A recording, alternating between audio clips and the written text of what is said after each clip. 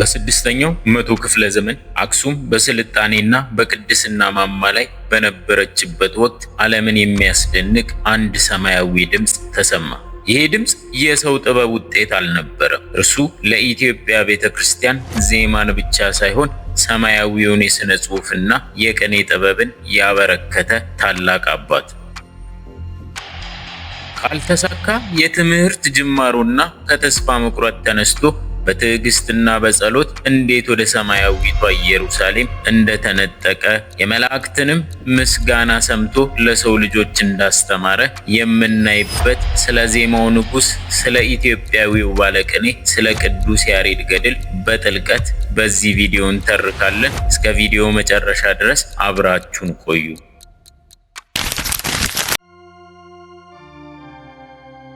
በስድስተኛው መቶ ክፍለ ዘመን አጋማሽ ላይ በአክሱም ከተማ አብድዩና ክርስቲና ከተባሉ ደጋግ ወላጆች አንድ ሕፃን ተወለደ። ስሙንም ያሬድ አሉት። ያሬድ ማለት ወራጅ ወይም የሚወርድ ማለት ነው። ገና በሕፃንነቱ አባቱ ስለሞተበት እናቱ ክርስቲና ወደ አጎቱ ወደ አባ ጌዴዎን ዘንድ ወሰደችው። አባ ጌዴዎን በአክሱም ጽዮን ውስጥ የታወቁ ሊቅና መምህር ነበሩ። ያሬድ በሊቃውንትና በቅዱሳት መጻሕፍት መዓዛ መካከል ቢያድግም ወደፊት ግን የሚጠብቀው ፈተና ከባድ ነበር። ያሬድ ከዚህ በኋላ አድጎ ትምህርቱን ጀመረ። ነገር ግን አንድ የሚገርም ነገር ሆነ። ጓደኞቹ ሁሉ በአጭር ጊዜ ውስጥ ዳዊቱንና ዜማውን ሲያጠኑ፣ ያሬድ ግን አንድ ፊደል እንኳ መያዝ ተሳነው። መምህሩ አባ ጌዴዎን ደጋግመው ቢያስተምሩትም ያሬድ ግን ጭንቅላቱ ዝግ የሆነ ይመስል ነበር። መምህሩ ተማር እያሉ ይገስጹት፣ አንዳንዴም ይገርፉት ነበር። ያሬድ ግን ለምን ይሆን እኔ ብቻ ትምህርት የማይገባኝ እያለ በብቸኝነትና በለቅሶ ለብዙ ዘመናት ተሰቃየ። በመጨረሻም ሰው ነውና ተስፋ ቆረጠ። እኔ ለትምህርት አልተፈጠርኩም ብሎ በማሰብ መምህሩንና አክሱምን ትቶ ወደ ገጠር ሸሸ። በልቡ ውስጥ ያለው ሐዘን እጅግ መራራም ነበር። የሊቃውንት ልጅ ሆኜ እንዴት መሃይም እሆናለሁ እያለ በገደልና በዱር ውስጥም ተቅበዘበዘ። ፀሐይ ስትጠልቅ ዝናብም ሲዘንብበት ያሬድ የሕይወቱ መንገድ ሁሉ ጨለማ የሆነበት መስሎትም ነበረ። ነገር ግን እግዚአብሔር ለያሬድ ያዘጋጀው ሌላ ትልቅ ትምህርት ቤት ነበረው። ያሬድ በጉዞ ደክሞት ማይዳኖ በሚባል ስፍራ በአንድ ትልቅ ዛፍ ስር አረፈ። በዚያም ለቅሶውንና ጸሎቱን ወደ ፈጣሪው አቀረበ። አምላኬ ሆይ ለምን እንደ ወንድሞቼ ዕውቀትን አልሰጠኝም እያለ ሲቆዝም ድንገት ዓይኑን ወደ ዛፉ ላይ አደረገ። እዚያም የያሬድን ሕይወት ብቻ ሳይሆን የኢትዮጵያን ታሪክ የሚቀይር አንድ ተአምርን ተመለከተ። ያሬድ አሁን ታላቁን ትምህርት ሊማር ነው። መምህሩ ደግሞ መጽሐፍት ሳይሆኑ አንዲት ትንሽ ትል ናት። ቅዱስ ያሬድ በዚያ ቁጭ ባለበት አንዲት ትንሽ ትል ወደ ዛፉ ላይ ለመውጣት ስትታገል ተመለከተ። ትሏ የዛፉን ፍሬ ለመብላት ጓጉታለች። ነገር ግን መንገዱ አድካሚና ረጅም ነበር። ያሬድ የራሱን ሕይወት በዚያ ትል ውስጥ ማየት ጀመረ። ትሏ ወደ ላይ ትወጣለች፣ ነገር ግን አቅማጣ ትወድቃለች። አንዴ አይደለም፣ 2 ጊዜ፣ 3 ጊዜ፣ 4 ጊዜ። ያሬድ በትኩረት ይመለከታታል። 5ኛና 6ኛም ጊዜ ወደቀች። 7ኛ ጊዜ ሞክራ መሬት ላይ ስትዘረር ያሬድ እኔና አንቺ አንድ ነን፣ አንቺም ፍሬው አልደረሰልሽም፣ እኔም ትምህርቱ አልገባኝም ብሎ አሰበ። ነገር ግን ትሏ ተስፋ አልቆረጠችም። ለ8ኛ ጊዜ ራሷን አጠናክራ መውጣት ጀመረች። በመጨረሻም የዛፉ ጫፍ ላይ ደርሳ ፍሬውን በላች። ከዚህ በኋላ ያሬድ ከቆመበት ተነሳ። ይህቺ ትል 7 ጊዜ ወድቃ በ8ኛው ካሸነፈች እኔ ስለምን ተስፋ ቆርጣለሁ ብሎ ራሱን ጠየቀ። በዚያች ቅጽበት የእግዚአብሔር ጸጋ በላዩ ላይ አደረ። የልቡ ጭንቀትም ተወገደ። የሕሊናውን መጋረጃ ተከፈተለት። ወደ አክሱም ጽዮን እየሮጠ ተመለሰ። ወደ መምህሩ አባ ጌዴዎን እግር ስር ወድቆም ይቅርታን ጠየቀ። መምህሮይ አስተምሩኝ እያላቸውም ጠየቃቸው። ከዚያ ቀን ጀምሮ ግን ያሬድ የድሮ ያሬድ አልነበረም። አንድ ጊዜ የሰማውን የማይረሳ ምስጢር የሚገለጥለት ሊቅ ሆነ። ቅዱሱ በትንሽ ጊዜ ውስጥም መላውን ዳዊትና ቅዱሳት መጻሕፍትን አጠናቀቀ። እውቀቱ እንደ ባህር ሰፋ፣ ጥበቡም እንደ ፀሐይ አበራ። አሁን ከአጎቱ ከአባ ጌዴዎን በላይ መጥቆ ወጣ። ነገር ግን ገና ዜማው አልተወለደም ነበር። ያሬድ እውቀቱን በዜማ ሊያደምቀው የሚችልበትን ሰማያዊ ጥሪ ይጠብቅ ነበር። ትሏ ትዕግስትን አስተማረችው። አሁን ደግሞ መላእክት ሰማያዊውን ዝማሬ ሊያስተምሩት በደጅ ናቸው። ያሬድ በትምህርቱ በርትቶ በአክሱም ጽዮን እያገለገለ ሳለ አንድ ቀን ታላቅ ምስጢር ተገለጠለት። 3 መላእክት በ3 ቆንጆ ወፎች አምሳል ከሰማይ ወረዱ። አንደኛዋ ወፍ አረንጓዴ፣ ሁለተኛዋ ቢጫ፣ ሶስተኛው ደግሞ ቀይ ነበሩ። እነዚህ አዕዋፍ በያሬድ ፊት ቆመው በሰው አንደበት መዘመር ጀመሩ። ያሬድ እንዲህ ያለ ዜማ ሰምቶ አያውቅም ነበርና ልቡ በደስታ ተመታ፣ ነፍሱም በሐሴት ተነካች። መላእክቱ ያሬድ ሆይ ና ወደ ሰማያዊቷ ኢየሩሳሌም እንውጣም አሉት። በዚያች ቅጽበት ያሬድ ከምድር ተለየ። በደመና ተጭኖ በመላእክት ታጅቦ ወደ ሰማያዊው መቅደስ አረገ። በዚያም 24ቱ ካህናተ ሰማይ በሥላሴ ፊት ሲዘምሩ፣ መላእክትም በቅዱስ ቅዱስ ምስጋና ሲያሸበሽቡ ተመለከተ። ያሬድ በሰማይ ለ24 ሰዓታት ቆየ። የምድርን ሐዘንና ድካምንም ረሳ።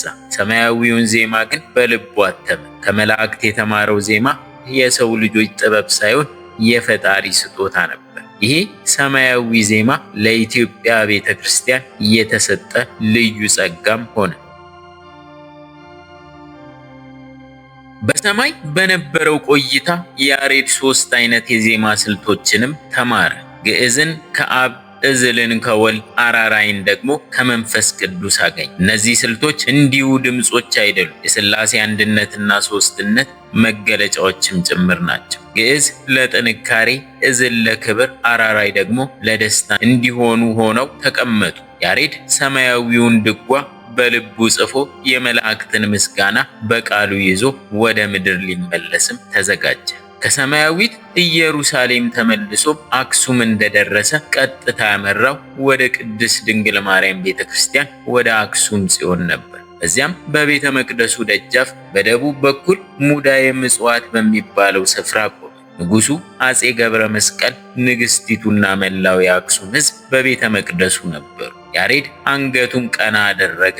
ልቡ በሰማያዊ ምስጢር ተሞልቶ አንደበቱንም ለመጀመሪያው ዝማሬ ከፈተ። ያ ቅጽበት የኢትዮጵያ መንፈሳዊ ታሪክ ለዘለዓለም የተቀየረበት ሰዓትም ነበር።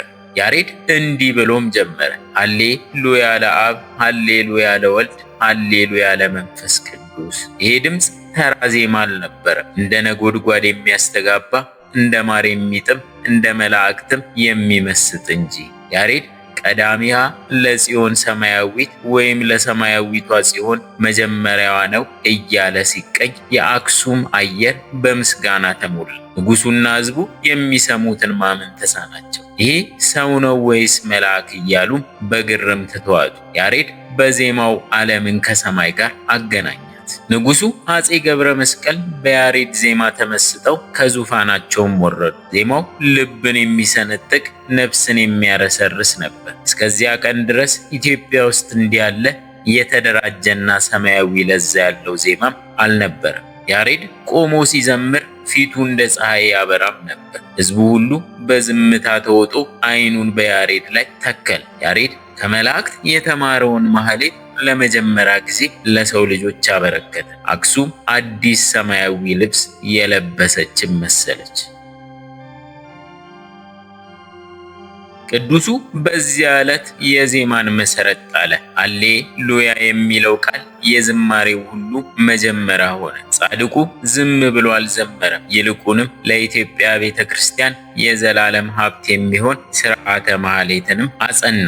ከዚያን ቀን ጀምሮ ያሬድ የዜማ ንጉሥ ተብሎም ተጠራ። አሁን ግን ይህ ዜማ በ3 ታላላቅ ስልቶች ሊከፈልና ምስጢሩም ሊገለጥ ነው። ግዕዝ፣ እዝልና አራራይ። ቅዱስ ያሬድ ካመጣቸው 3 የዜማ ስልቶች መካከል የመጀመሪያው ግዕዝ ነው። ግዕዝ ማለት መጀመሪያ ወይም ነፃ ማለት ሲሆን ይሄ ዜማ ለአብ ምሳሌ ነው። ድምፁም ደረቅና ኃያል እንደ አንበሳ ግርማ ያለው ነው። ግዕዝ የዜማዎች ሁሉ እናትና መሰረት ነው። በቤተ ክርስቲያን ስርዓት ውስጥ ለታላላቅ በዓላትና ለጽኑ ጸሎቶች በብዛት ጥቅም ላይም ይውላል። ያሬድ ይህን ዜማ ሲያዜም ምድር የምትጸናበትን ኃይልና የፈጣሪን ታላቅነት ይገልጽበትም ነበር።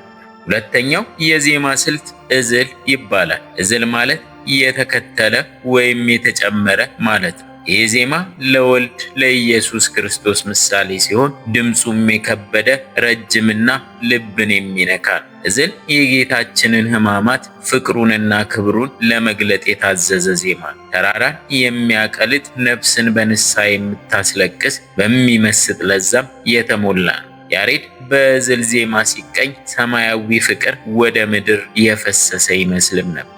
ሶስተኛውና የመጨረሻው ስልት ደግሞ አራራይ ይባላል። አራራይ ማለት የሚያዝን ወይም የሚራራ ማለት ነው። ይህ ዜማ ለመንፈስ ቅዱስ ምሳሌ ሲሆን ድምፁም ቀጭን፣ ለስላሳና እጅግ ደስ የሚል ነው። አራራይ ለደስታ፣ ለምስጋናና ለታላላቅ የደስታ በዓላት ይዘመራል። እንደ ወፍ ጩኸት የቀለለ እንደ እርግብ የዋ ድምፅ አለው። እነዚህ ሶስት ዜማዎች የግለሰብ ፈጠራ ሳይሆኑ ያሬድ በሰማይ ካያቸው ከ24ቱ ካህናተ ሰማይ ዝማሬ ቀዳቸው ናቸው። ሶስቱ ስልቶች የሥላሴን አንድነትና ሶስትነት ይገልጣሉ። ኢትዮጵያ በእነዚህ ሶስት የዜማ ከዋክብት አማካኝነት ለዓለም የማይደገም የመንፈሳዊነት ሀብትንም አበርክታለች። አሁን እነዚህ ዜማዎች ተጽፈው የሚቀመጡባቸው 5ቱ የድጓ መጻሕፍት ሊፈጠሩ ያሬድ ብራናውንና ቀለሙን አዘጋጅቶ ወደ ታላቁ ድርሰትም ሊገባ ነው። ቅዱስ ያሬድ ሶስቱን የዜማ ስልቶች በአንደበቱ ካጸና በኋላ ይህ ሰማያዊ ጥበብ ለትውልድ ተርፎ ይቆይ ዘንድ በብራና ላይ ሊከትበው ወሰነ። በዚያ ዘመን አክሱም የጥበብ ማዕከልም ነበረች። ያሬድ ብራናውን አዘጋጀ፣ ቀለሙንም በጥበብ ቀመመ። ያሬድ ዝም ብሎ አልጻፈም። በጾምና በጸሎት ተወስኖ ከመንፈስ ቅዱስ በሚመጣለት መገለጥም ጭምር ነው። እያንዳንዱ ፊደል ከዜማ ጋር ተዋህዶ እያንዳንዱ መስመር ከሰማያዊ ምስጢር ጋር ተጋጥሞ 5ቱ የዜማ መጻሕፍትን መውለድ ጀመሩ። የመጀመሪያውና ዋናው ድጓ ይባላል። ድጓ ስብስብ ወይም መዝገብ ማለት ነው። ይህ መጽሐፍ የዓመቱን በዓላትና ሰንበታትን ዜማ የያዘ ታላቅ መዝገብ ነው። ሁለተኛው ደግሞ ጾመ ድጓ ይባላል። ስሙ እንደሚናገረው ለአብይ ጾም ተብሎ የተዘጋጀ ልብን ወደ ንስሐና ወደ ትሕትና የሚመልስ ዜማውም ረጅምና ምስጢራዊ የሆነ ድርሰት ነው። ያሬድ በእነዚህ መጽሐፍት ውስጥ የሰው ልጅን ሕይወት ከፈጣሪው ጋር በዜማ አቆራኘ። ሶስተኛው ዝማሬ ሲሆን ከቅዱስ ቁርባን በኋላ ለምስጋና የሚዘመር ድንቅ ዜማ ነው። አራተኛው መዋስዕት ይባላል። ይሄ ደግሞ ለጸሎተ ፍትሐትና ለሙታን መታሰቢያ የሚሆን ነፍስን የሚያረጋጋ ዜማ ነው። አምስተኛው ምዕራፍ ሲሆን የዘወትር ጸሎትና የምስጋና ስርዓትን የያዘ ነው። እነዚህ 5 መጽሐፍት በአንድ ላይ የያሬድ ድጓ ተብለውም ይጠራሉ። ያሬድ እነዚህን ሲደርስ ፊደላትን ብቻ ሳይሆን ምልክት የተባሉትን የዜማ ማስታወሻዎችንም ጭምር ፈጠረ። ይህም ኢትዮጵያ የራሷ የዜማ ኖታ እንዲኖራት አድርጓል። ቅዱስ ያሬድ እነዚህን 5 መጽሐፍት ሲያጠናቅቅ የኢትዮጵያ ቤተ ክርስቲያን ሙሉ መንፈሳዊ መሳሪያ የታጠቀች ሆነች። ያለ ያሬድ ድጓ ኢትዮጵያዊው ስርዓተ አምልኮ ግማሽ አካሉን እንደ ማጣት ይቆጠራል። ያሬድ ዛሬም በእነዚህ መጽሐፍ ውስጥ ሕያው ነውና። ንጉሡ አጼ ገብረ መስቀል በያሬድ ዜማ ተማርከው ነበር። አንድ ቀን ጻድቁ በቤተ መንግስቱ ፊት ቆመው አዲስ ዜማ እንዲያሰማቸውም ጠየቁ። ንጉሡ በዙፋናቸው ላይ ሆነው በእጃቸውም የንግስና ምልክት የሆነውን የብረት ጦር ወይም ዘንግ ይዘው በትኩረት ማዳመጥ ጀመሩ። ያሬድ ዜማውን ሲጀምር ቤተ መንግስቱ በመላእክት ዝማሬ የተሞላም መሰለ። ድምፁ ከምድር አልፎ ሰማያትን የሚያንኳኳ ነፍስንም ከስጋ የምትለይ ይመስል ነበር። ያሬድ በዜማው ወደ ሰማያዊው ዓለም ተነጠቀ። ንጉሱም በዜማው ተመስጠው ራሳቸውን ረሱ። አፄ ገብረ መስቀል በዜማው ደስታ ብዛት ሳያውቁት በእጃቸው የያዙትን ስለታም ጦር ወደ ታች ሰኩት። ጦሩም የያሬድን እግር ወግቶት አልፎ መሬት ውስጥ ገባ። ደሙም እንደ ጅረት መፍሰስ ጀመረ። ነገር ግን የሚገርመው ነገር ያሬድ ዜማውን አላቋረጠም። ንጉሱም ጦራቸው የያሬድን እግር መውጋቱን አላስተዋሉ። ሁለቱም በሰማያዊው ዜማ ሰክረው ነበር። ዜማው ሲያበቃ ንጉሱ ዓይናቸውን ወደ ታች አደረጉ። የያሬድ እግር በደም ተጠምቆ ጦሩም ተተክሎ አዩ። ንጉሱ ክፉኛ ደነገጡ። ከዙፋናቸው ወርደውም በጻድቁ እግር ስር ወደቁ። ቅዱስ ሆይ ምን ላድርግልህ? ሀገሬን ላካፍልህ? ወርቅና ብር ልስጥህ? አሉት። ያሬድ ግን በሰላም ፈገግ ብሎ ንጉሥ ሆይ አልተሰማኝም ነበር፣ እኔ የሰማሁት የመላእክትን ዜማ ነው አላቸው። ጻድቁ ያሬድ ግን ንጉሱን የጠየቃቸው ወርቅ ሳይሆን ወደ ገዳም ሄዶ በጸሎት እንዲወሰን ፈቃድ እንዲሰጠው ነበር። ይሄ የታሪክ ምዕራፍ ዜማ ለኢትዮጵያውያን ዝም ብሎ ድምፅ እንዳልሆነም ያሳያል። ሕመምን የሚያስረሳ ነፍስን የሚያረሰርስና ፈጣሪን የሚያሳይ ታላቅ ጥበብ ነው። ያሬድ በደሙ ዜማውን አተመ። አሁን ግን አክሱምንና ቤተ መንግስቱን ትቶ ወደ ሰሜኑ ክፍል ወደ ተራራማው ጸለምት ሊጓዝ ነው።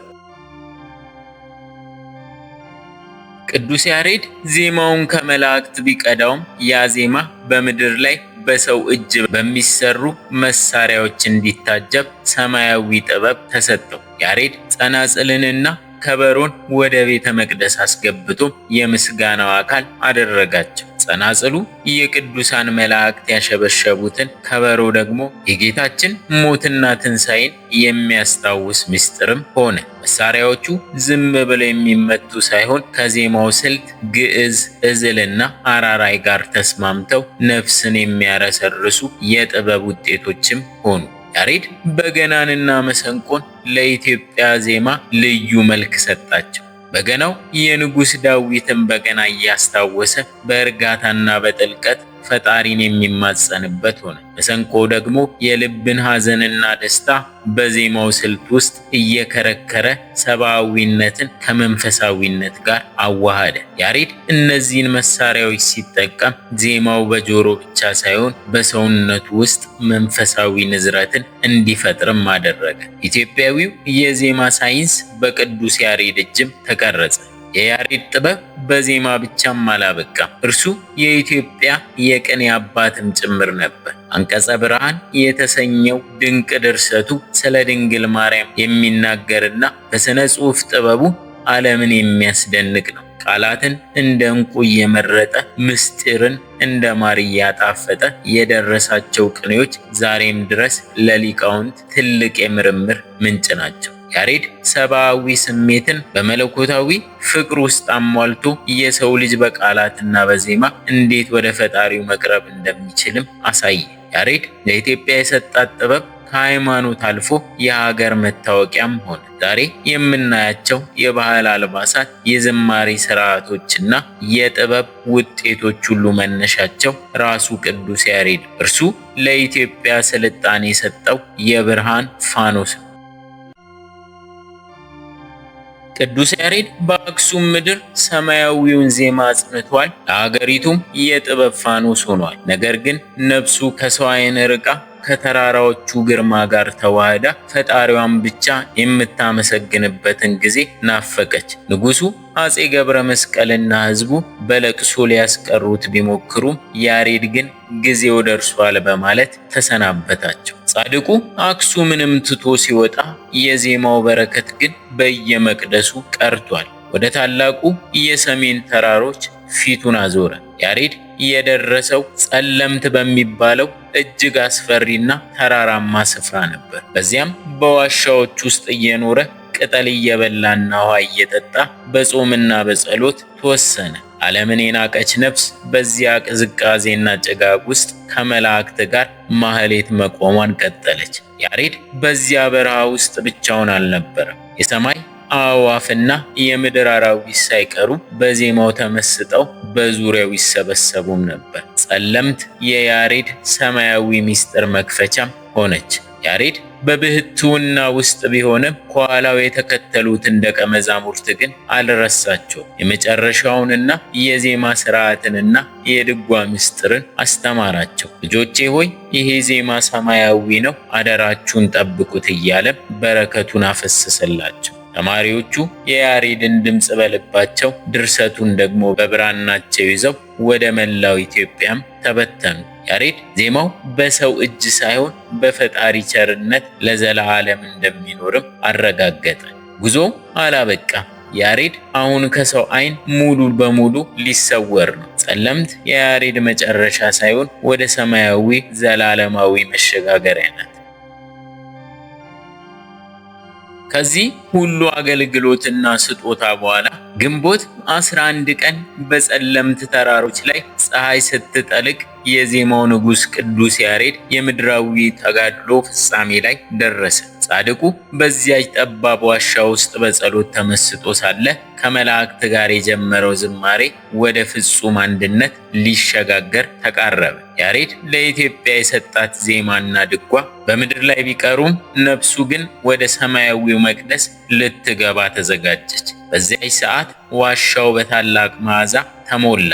መላእክትም ያሬድ ሆይ ና ወደ ሰማያዊው ማህሌት ግባ ብለው ጠሩት። የቅዱስ ያሬድ እረፍት እንደ ማንኛውም ሰው እረፍት አልነበረም። ቤተ ክርስቲያናችን እንደምታስተምረው ጻድቁ ከሰው ዓይን ተሰውሮ ወደ ብርሃን ዓለም ተሸጋገረ። እዚህም ነው ዛሬም ድረስ የቅዱስ ያሬድ መቃብር በምድር ላይ የማይታወቀው። ጻድቁ እንደ ሄኖክና እንደ ኤልያስ በሕይወተ ሥጋ ተሰውሮ ይኑር ወይም በክብር አርፎ መቃብሩ በፈጣሪ ይሰወር፣ ሚስጥሩ የሰማይ ነው። እርሱ የሞተ ሳይሆን የዜማው ሕይወት በውስጣችን እንዲኖር የተሰወረ የኢትዮጵያ ጠባቂ መልአክም ነው። ያሬድ ሲሰወር ባዶ እጁን አልነበረም። ጌታችን መድኃኒታችን ኢየሱስ ክርስቶስ ስምህን የጠራውን በዜማ ያመሰገነውንና በቃል ኪዳን የታመነውን ሁሉ እምርልሃለሁ የሚል ቃል ሰጥቶታል። ዛሬም በየአድባራቱና በየገዳማቱ የሚሰማው የያሬድ ዜማ ጻድቁ በሰማያዊው መቅደስ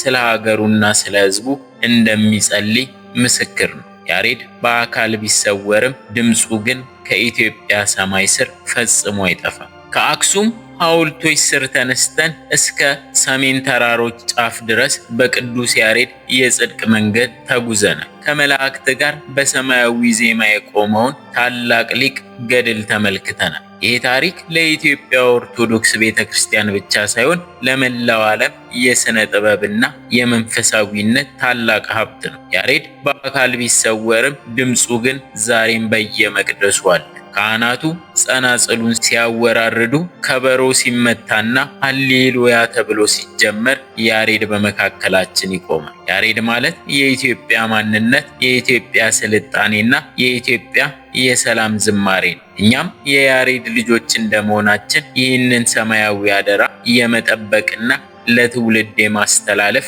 ትልቅ ኃላፊነት አለብን። ዜማው አይጥፋ፣ ቅኔው አይረሳ፣ ያሬዳዊ ፍቅርም በልባችን ይንገስ። የቅዱስ ያሬድ ረድኤት በረከትና ሰማያዊ ዜማው በቤታችሁና በሕይወታችሁ ላይ ይፍሰስ። ይቆየን። አሜን።